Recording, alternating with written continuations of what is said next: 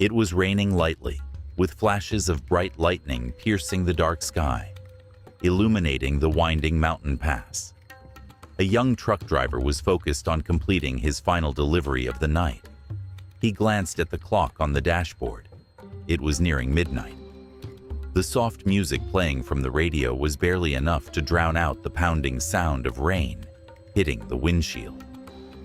Min sighed. The long hours spent on the road in his old truck had made him accustomed to solitude. But tonight, the loneliness felt different, deeper. Something unusual caught his eye. A figure appeared suddenly, standing in the middle of the road. Min slammed on the brakes. The screeching sound of tires grinding against the wet surface echoed through the night. The truck came to a stop just a few meters from the figure. Min's heart skipped a beat. Looking through the windshield, he tried to make out who it was under the harsh glare of the headlights. A young woman, dressed in white, was kneeling in the rain. Her loose hair fell around her, and her body was trembling. The rain blurred her features, but Min could still see the panic in her eyes. He quickly threw open the car door and rushed out. "Are you okay?" he called out, trying to shout over the rain's roar. The woman didn't answer. She only stared at him with wide, desperate eyes, silently begging for help. Then, without warning, she collapsed in front of him. Min hesitated for a moment. Picking up a stranger on a deserted road in the middle of the night seemed like asking for trouble. But looking at her pale face and trembling body, he knew he couldn't leave her there. With a deep breath, he bent down to lift her. The coldness of her body sent a chill through him. Her clothes were soaked, caked with mud. He carefully placed her in the passenger seat. Min took off his thick jacket and draped it over her, trying to warm her up. As he was about to return to the driver's seat, headlights suddenly flashed in the distance. A shiny black SUV sped toward him, screeching to a halt just a few dozen meters away. The car door opened, and a middle-aged man stepped out. Dressed in a black vest, the man exuded an air of authority and coldness. "Have you seen anyone pass by here?" he asked, his voice low, filled with menace. Min's heart raced as he met the man's gaze, shaking his head. "No, I haven't seen anyone." The man squinted at him, scrutinizing him carefully, as though searching for any sign of deceit. He stared at the truck but didn't come any closer. After a tense few seconds, the man turned and signaled to his accomplices to leave. He got back into the SUV, which quickly rolled away, disappearing into the storm. Min exhaled, his body relaxing slightly, but his worries didn't disappear. He turned back to look at the unconscious woman. "Who are you? Why are they chasing you?" he muttered under his breath, his grip tightening on the steering wheel. Thunder rumbled overhead as the truck sped forward, carrying two people and a secret that would change Min's life forever. The truck moved slowly through the darkness, Min's eyes frequently glancing at the woman beside him. The dim light from the dashboard illuminated her pale face, stirring a deep sense of worry in him. After a moment's consideration, he decided to head for the nearest hospital. The slick rain caused the truck to shake, but Min fought to keep the wheel steady. His thoughts kept returning to the strange man in the SUV. Someone was clearly after this woman. As soon as Min reached the hospital gates, the woman suddenly stirred. She opened her eyes, looking around in confusion as she realized she was in a truck. Startled, she sat up straight. "Who are you? Where am I?" she gasped, her eyes darting around like a wild animal trapped in a corner. "My name is Min," he explained calmly. "I found you fainted in the street and brought you here." The moment she heard the word hospital, her expression changed dramatically. She grabbed his hand with an urgency that startled him. "No, don't take me there," she pleaded, her voice trembling. "They'll find me." You can't let them see me." Min stared at her, bewildered. "Who are they?" he asked, trying to make sense of her fear. But the woman only shook her head, refusing to answer. She struggled with the door handle, trying to escape. Min reacted quickly, locking the door to prevent her from leaving. "You're injured," he said, his voice firm. "If you don't get treated, things could get worse." "I don't care about that," she responded desperately. "Just take me anywhere but the hospital." Faced with her pleading eyes and the desperation in her voice, Min hesitated for a moment. Then, with a reluctant nod, he decided to comply. Min drove out of the hospital and stopped at a roadside rest area. He grabbed a glass of water and handed it to the woman, who took a sip, trying to regain her composure. "You don't need to know who I am," she said, her voice trembling. "Just know this. If you continue to help me, you'll be in danger." Min looked at her with determination in his eyes. "Do you think I can just leave after helping you into the car?" The woman didn't respond, lowering her head in silence. Min's eyes caught something shiny on her wrist, a sparkling gold bracelet. Under the light, he noticed an unusual symbol etched into it. 2 intertwined dragons with a pearl in the center. The bracelet seemed special, unlike anything he'd seen before. Before he could ask, the woman quickly hid her hand inside her coat. "Don't touch it," she snapped, her eyes wide with fear. She stepped back, visibly shaken. Min could feel the tension in the air. This was no ordinary piece of jewelry. As they were speaking, Min's gaze flicked to the rearview mirror. A car was approaching fast, its headlights blinding in the dark. The black SUV from earlier. He recognized it immediately. "Damn, they're coming again," Min muttered, gripping the steering wheel tighter. The woman's face drained of color. "We have to leave now," she urged. "If they catch me, we're both dead." Without waiting for another word, Min slammed the pedal to the floor. The truck roared to life, speeding away, trying to shake off the pursuing SUV. The mountain road twisted and turned, and the chase grew even more frantic in the dead of night. The SUV driver wasn't giving up, deliberately forcing Min to brake hard. The truck swerved dangerously, almost plunging into the abyss. Sweat dripped from Min's brow, but his skilled hands kept the vehicle steady. With expert control, he managed to guide the truck back onto the road, narrowly avoiding the fall. For a moment, it seemed they'd escaped. When he finally felt the danger pass, Min pulled over to the side of the road. His voice was cold and serious as he turned to the woman. "Now, you have to tell me the truth," he demanded. "What's the deal with that bracelet? Why are they chasing you?" The woman fell silent for a moment, her eyes dark with sorrow. Finally, she spoke, her voice barely above a whisper. "That bracelet is the only evidence I have to prove the truth. My family is being betrayed from the inside." She paused, as if weighing her words. "But if I tell you more, it's not just me you're putting in danger. You'll be at risk too. You and everyone else around you." Min frowned, his eyes narrowing. "What do you mean by that?" She looked up at him, her gaze locking with his. "The people after me aren't just anyone. They have power, money, and weapons. If you want to live in peace, you should let me go right now." Min shook his head without hesitation. "I don't know what's going on, but I can't just let you face this alone." For the first time, the woman's stern expression softened, and she gave him a faint smile. "You're truly a good person," she said softly. "But people like you always end up in trouble." A long silence hung between them. The sound of rain falling outside mingled with the tense, anxious breathing inside the car. Min had no idea that his decision to continue helping her would drag him into a war he could never escape.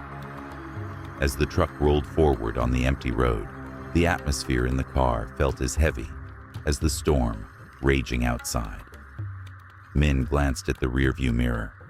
There was still no sign of the SUV.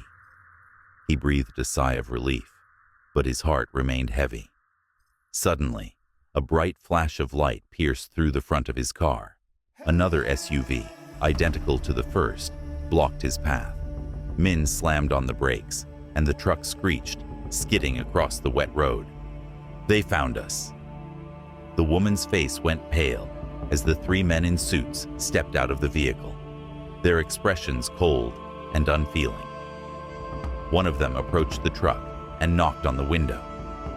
Min cracked it open, trying to remain calm. "We're looking for someone. She might be on this truck."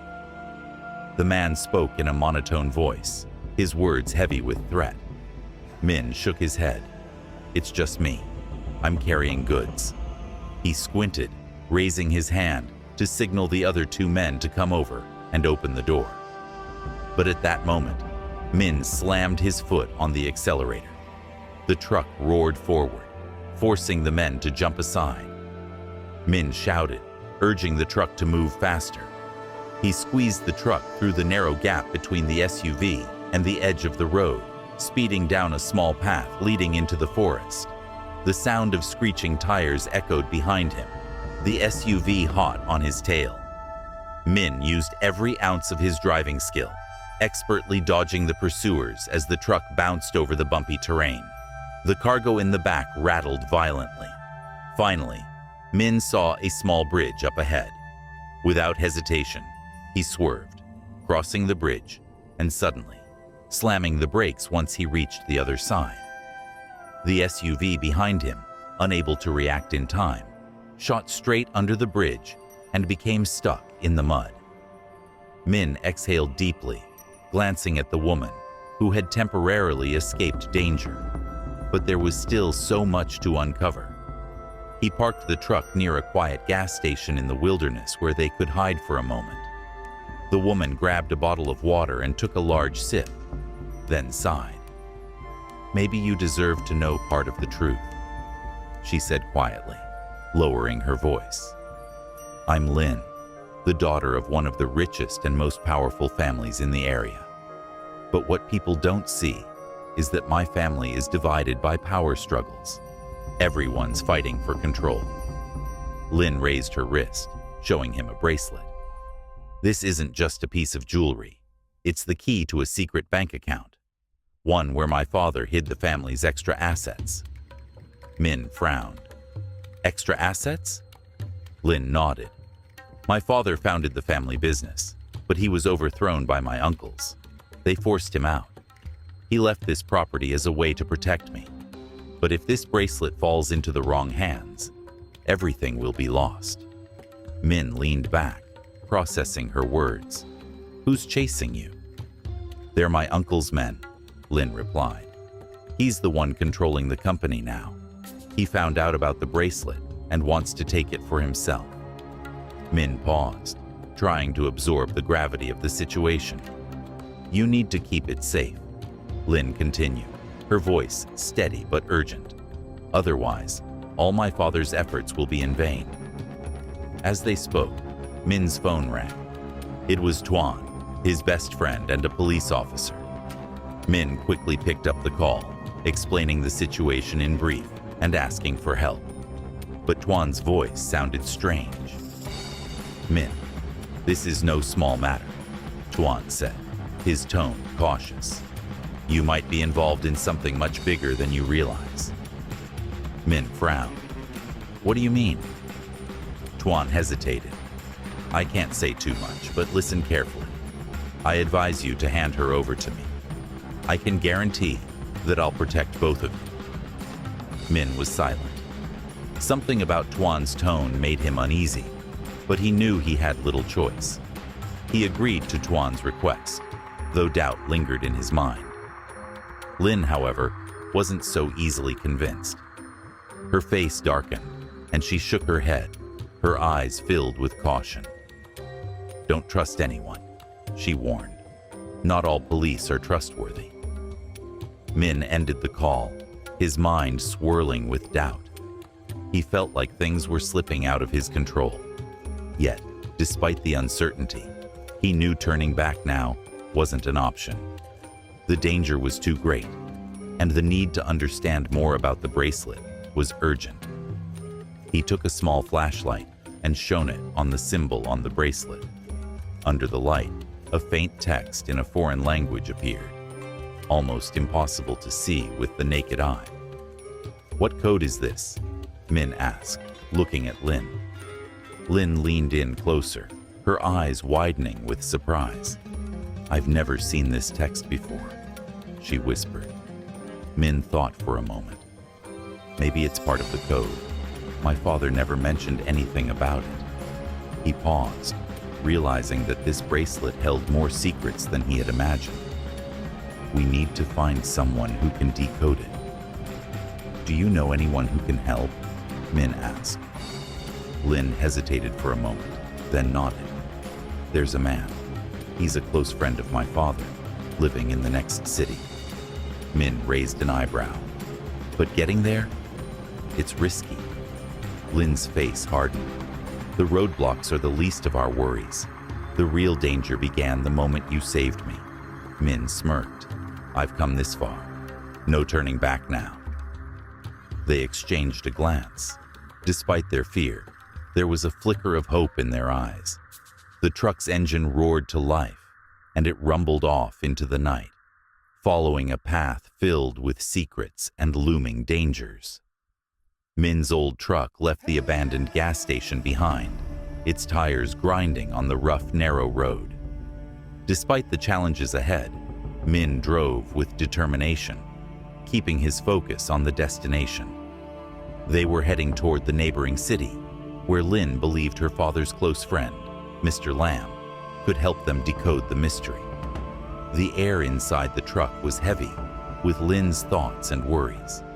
After a long silence, she broke it. "I've helped you this much," she said, her voice low. "Can you tell me more about what's really going on? What's happening with my family?" She sighed and looked away, staring out the window.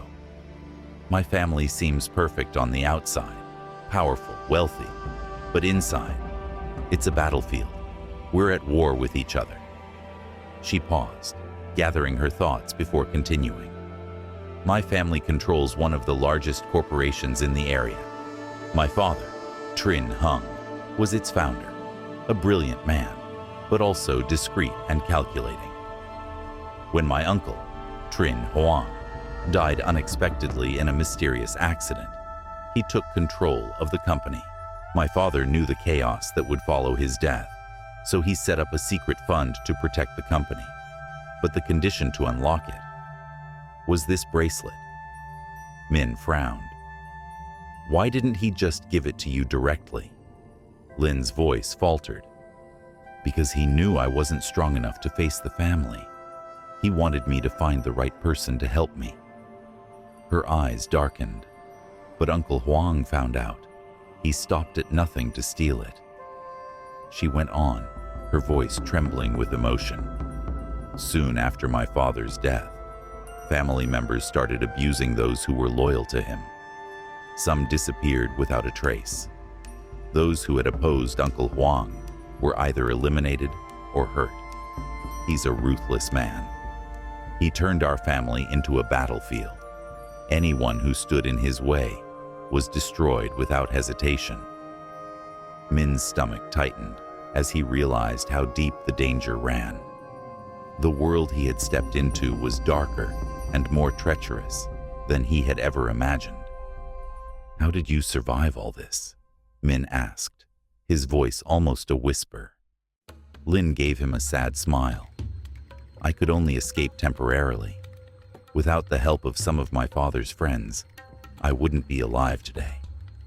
As they neared the next city, Min stopped at a small roadside restaurant for a rest. The moment they stepped inside, Lin froze. Her body tensed, her eyes scanning the room, alert. Something was wrong. A group of people dressed in black sat in the corner of the shop, doing nothing special. But their cold, calculating eyes scanned the room, sending a chill down Lin's spine. She instantly recognized them. Uncle Huang's henchmen. "Be careful," Lin whispered urgently. "We need to leave here now." Min quickly turned and headed for the car. But just as they were about to get far, one of the men stood up, his gaze fixed on Min, and without hesitation, he shouted, "There they are!" The rest of the group jumped to their feet, chasing after Min and Lin. They ran toward the car, and as soon as the door slammed shut, Min floored the accelerator. The car sped away, weaving through traffic, trying to escape the growing chaos. After several sharp turns, Min finally reached Mr. Lam's house, tucked away deep in an old residential area. Mr. Lam was an elderly man, his face worn with age, but his eyes remained sharp and alert. As soon as he saw Lin, he knew something was wrong. "Things won't be peaceful from here on out," Mr. Lam said, after listening to Lin's story. "That bracelet you have, it's not just a key to a bank account. It holds sensitive information, documents about covert transactions in the bank."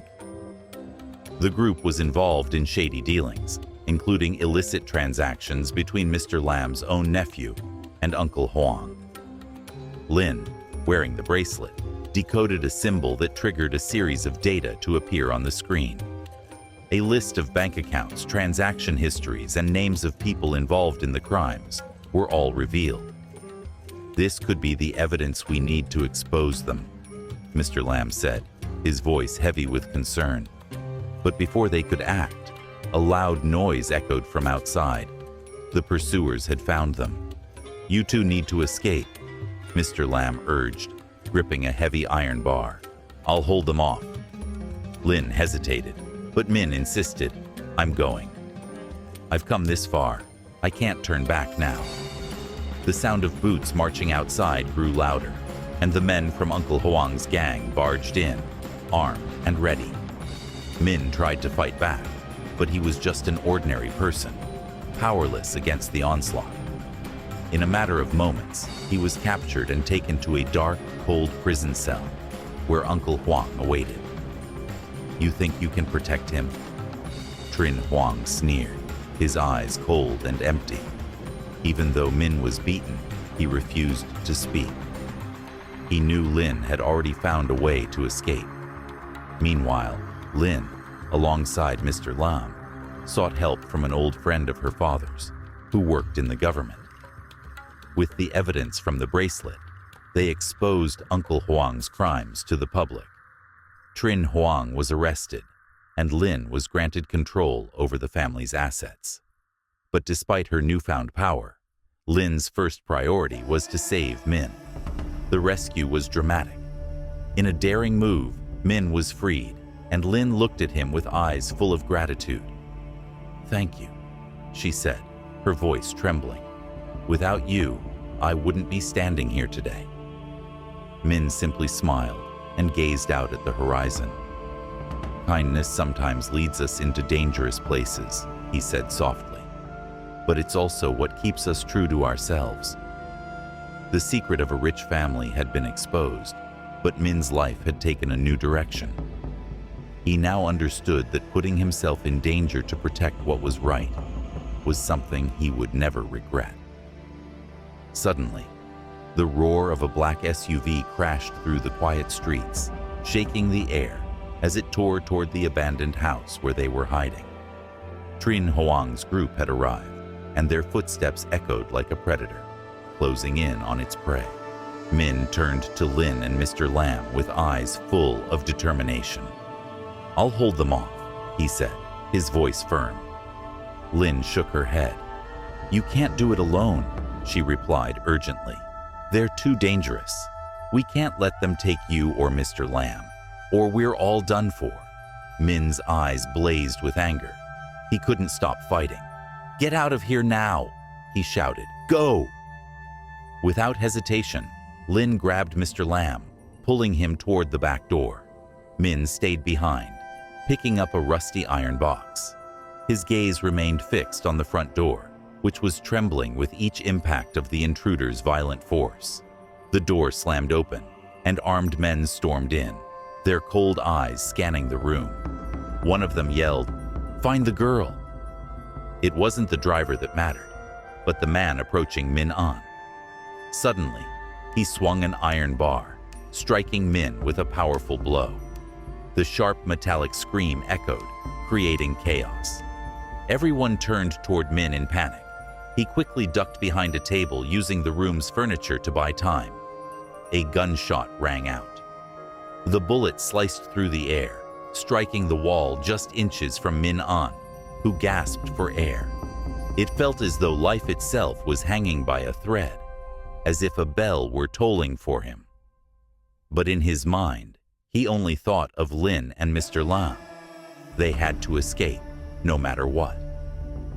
While Min held off Trin Huang Lin's men, Mr. Lam ran toward the deeper parts of the old residential area. But not long after, another SUV appeared, blocking their escape. A tall figure stepped out. Laughing maliciously, the man moved forward, but then Miss Lin stood her ground. Mr. Lam's eyes were sharp, warning them. "If you want to die, then so be it. I'd rather destroy it than let it fall into your hands." He smirked, stepping closer. Before he could act, a police siren sounded in the distance. Lin gasped, but the man immediately pulled out a gun, taking Mr. Lam hostage. "One more step, and I'll shoot him," he threatened. Lin froze, her eyes cold with resolve. Mr. Lam subtly shook his head, signaling her not to act recklessly. Meanwhile, at the abandoned house, Min had been knocked out by a brutal blow to the head, blood dripping down his forehead. The strangers glared at him, pulling back. "He's not important. The chairman only wants the girl and the bracelet." Min smirked, despite the blood staining his face. "You think you can control everything just because you have blood on your hands? You forget sometimes ordinary people like me can change the entire game." The man didn't understand, nor did he care. He gave a signal, and they dragged Min away, leaving the ruined house behind. Lin watched, heart sinking, as Mr. Lam was controlled and Min was captured. She knew she couldn't run anymore. Clutching the bracelet tightly, she made a bold decision. Her eyes burned with determination. "I'll give you the bracelet, but you have to let them go," Lin demanded, her voice clear and firm. The leader narrowed his eyes, considering her words. "Do you really think I'll let them live? As long as we have the bracelet, we don't need to keep our word. You'll never have it." Lin raised the bracelet high, shouting, "I'll destroy it." At that moment, a loud explosion shook the ground, followed by the sound of gunfire. Police, led by Tuan, Min's friend, stormed the scene. A fierce battle broke out. Even wounded, Min fought to escape from his restraints, running to help Lin. Together, they protected the bracelet, working as one. Lin threw the bracelet to Min, signaling him to run. They both fled the scene, as police cornered the remaining criminals.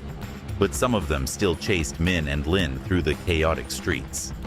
In a desperate move, Min led Lin to an abandoned warehouse. It was their last chance. Min threw the bracelet into a garbage incinerator, watching as it burned. Lin screamed in disbelief. "What are you doing?" "This is the only way to end this," Min explained. "No bracelet, no evidence. No one can use it for evil anymore." Lin was stunned. The sacrifice wasn't just Min's. It was the sacrifice of his own safety, his own chance to protect his family. As the police stormed the warehouse, Trin Huang's henchmen were arrested. The bracelet was gone, but Min's actions had ensured it would never be used for harm. As Lin watched the scene unfold, she realized the true value of the moment wasn't in wealth or power. It was in the kindness and courage Min had shown.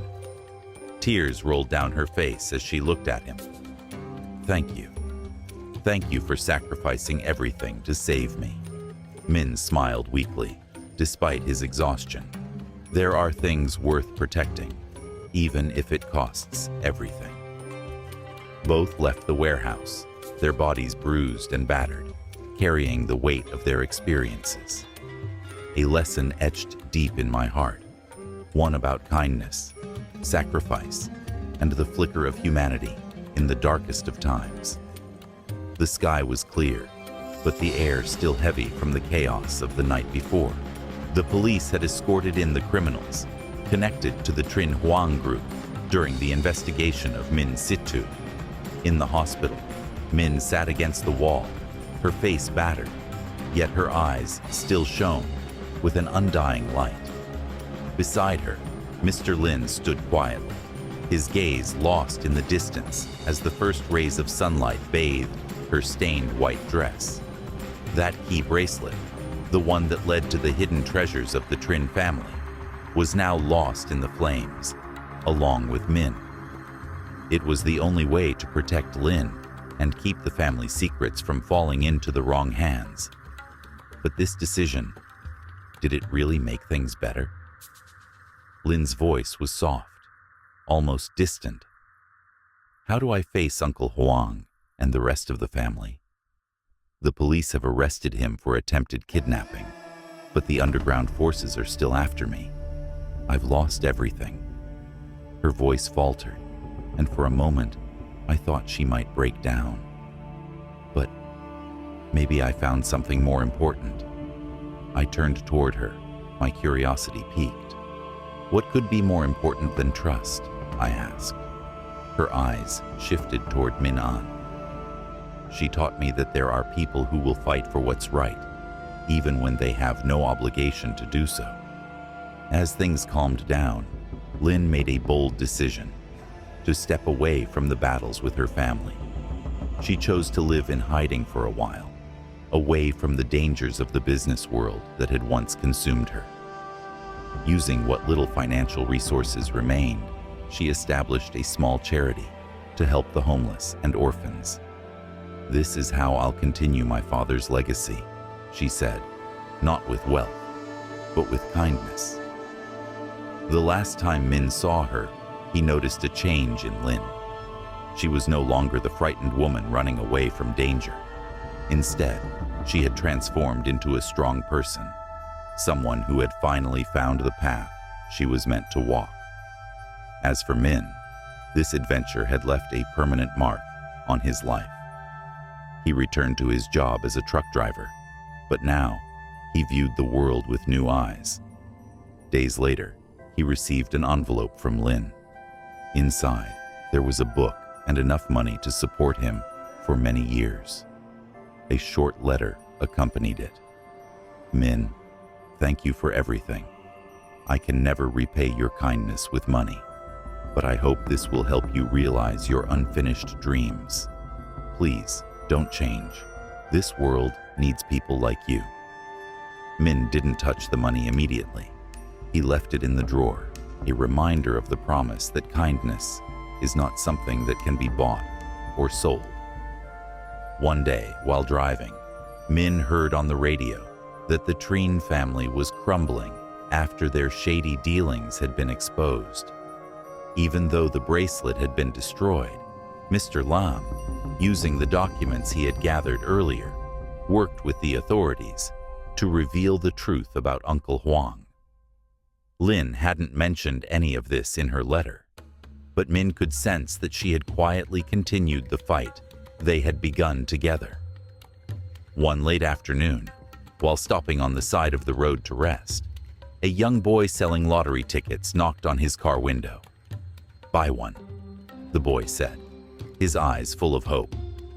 Min smiled and handed him a bill much larger than the cost of the ticket. "Keep the change," he said. "Buy some books with it, boy." The boy ran off, his face beaming with gratitude. Min watched him disappear, a peaceful feeling washing over him. He realized that kindness doesn't always have to come in grand gestures.